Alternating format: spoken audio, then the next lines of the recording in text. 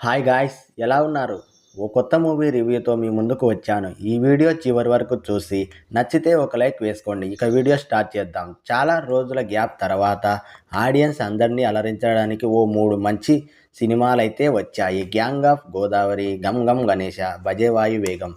వీటిలో gang of Godavari, Gam Gam Ganesha movie అంతంత మాత్రం ఉన్నా, కార్తికేయ నటించిన భజే వాయు వేగం మూవీ మాత్రం చాలా అంటే చాలా బాగుంది. ఆర్ఎక్స్ 100 తర్వాత చాలా గ్యాప్ వచ్చింది కార్తికేయకి. మరో ఎంటర్టైన్మెంట్ థ్రిల్లింగ్ మూవీతో ఎంట్రీ ఇచ్చాడు.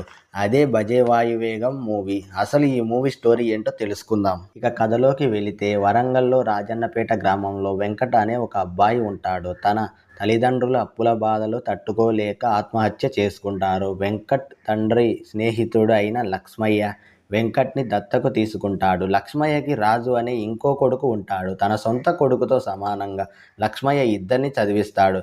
పెద్ద కొడుకు రాజుకు ఓ మంచి ఉద్యోగం, చిన్నోడు వెంకట్కి ఓ మంచి క్రికెటర్ని చెయ్యాలని ఒక చిన్న ఆశ ఉండేది.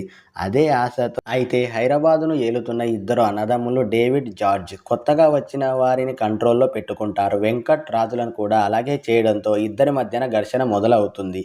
ఆ తర్వాత ఏం జరిగిందనేదే మిగతా స్టోరీ. ఓవరాల్గా మూవీ రివ్యూ అయితే ఇదే ఫ్రెండ్స్. ఈ వీడియో ఎలా ఉందో కామెంట్ చేయండి. మన ఛానల్ని కొత్తగా చూస్తున్నట్లయితే సబ్స్క్రైబ్ చేసుకోండి.